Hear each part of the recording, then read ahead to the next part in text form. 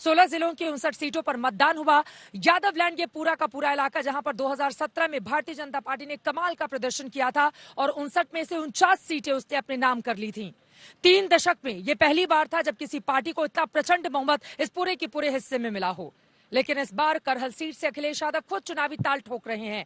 आज वहां पर भी उनकी किस्मत का फैसला करहल की मतदाता ने ईवीएम में कैद कर दिया है। अखिलेश यादव के चुनाव लड़ने का क्या होगा आसपास असर और आज के मतदान को लेकर जनता में कितना दिखा उत्साह, उसको बताती हुई हमारी ये रिपोर्ट देखिए। उसके बाद लखनऊ से इस मुद्दे पर चर्चा की करेंगे शुरुआत। 2 बेहद खास मेहमान हमारे साथ जुड़े हुए, उनका परिचय आपसे करवाऊं उसके पहले हमारी ये रिपोर्ट देखिए।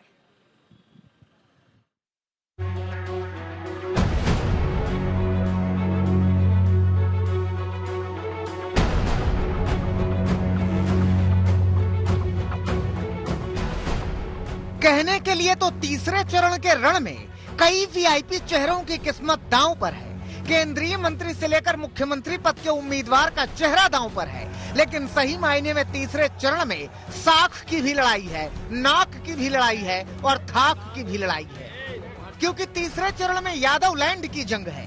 यादव लैंड क्यों कहा जा रहा है उसे इस तरह से समझिए कि तीसरे चरण में 16 जिलों की जिन 59 सीटों पर जंग है, इनमें से 7 जिले ऐसे हैं जिन्हें समाजवादी पार्टी का कभी गढ़ माना जाता था।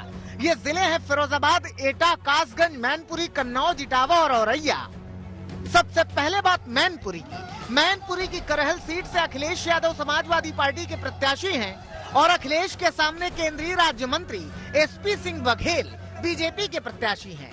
समाजवादी पार्टी इस सीट को सुरक्षित सीट मानती रही है, क्योंकि करीब 3,71,000 मतदाताओं में 1,25,000 से ज्यादा मतदाता यादव हैं।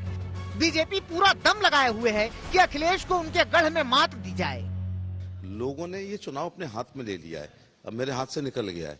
लोगों ने कहा ये सब एसपी सिंह बघेल बन गए हैं, क्योंकि वो कहते हैं हम बारूद तो थे, तोप नहीं मिली थी, तो तोप मिल गई है। तो तोप कुछ नहीं होती, लोहा होती है, वो दिशा और दशा तय करती है। तो निशाना बिल्कुल सही लग रहा है और जनता को अपने 50 साल के उत्पीड़न का एक अवसर मिला है। मुझे लगता है वो खो नहीं रहे। मुझे तो एक गांव में एक व्यक्ति ने ये कहा कि अगर आज हम अखिलेश यादव को हरा देंगे तो 20 साल बाद हमारे नाती कहेंगे कि जब सेफई का किला गिरा था तो हमारे बाबा ने भी कुछ ईंटें उखाड़ी थी। और अगर हम ऐसा नहीं कर पाए तो 20 साल बाद भी हमको ये गाली मिलेंगी जब किसी लड़की का दुपट्टा छिनेगा, प्लॉट पे कब्जा होगा या किसी का अपहरण होगा कि 2022 में आपने कमजोरी दिखाई, इसकी वजह से ये हमें बसियत में आप आतंक भी देके जा रहे हैं। करहल तो एक किनारा है। अखिलेश यादव को चुनाव का लंबा दरिया पार कर दूसरी ओर जाना है और ये चुनावी यात्रा आसान नहीं रहने वाली है।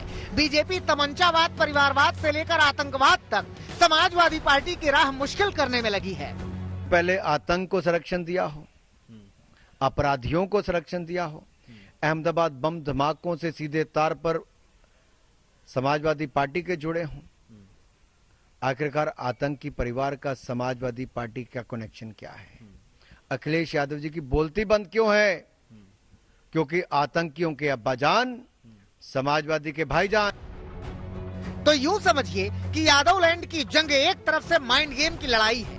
करहल के बाद बात दूसरी हॉट सीट की, जो है इटावा में ही जसवंत नगर।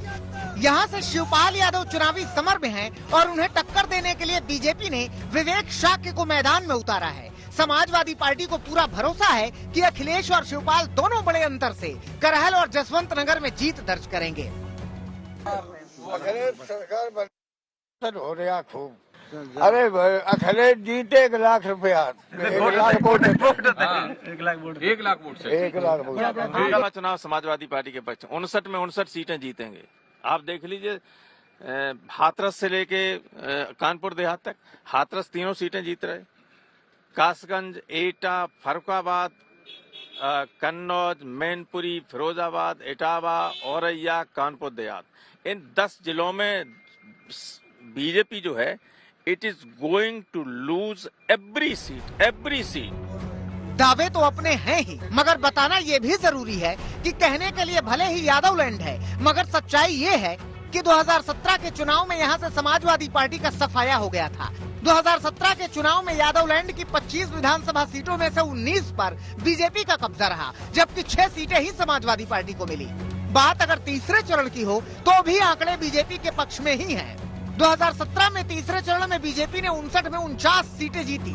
समाजवादी पार्टी के हिस्से 8 सीटें आईं और कांग्रेस ने 1 और बीएसपी ने सिर्फ 1 सीट जीती थी। यूपी चुनाव में अभी तो सिर्फ 3 मोर्चे निपटे हैं। अभी तो 4 चरणों का चुनाव बाकी है। अभी कई और झांकियां बाकी हैं।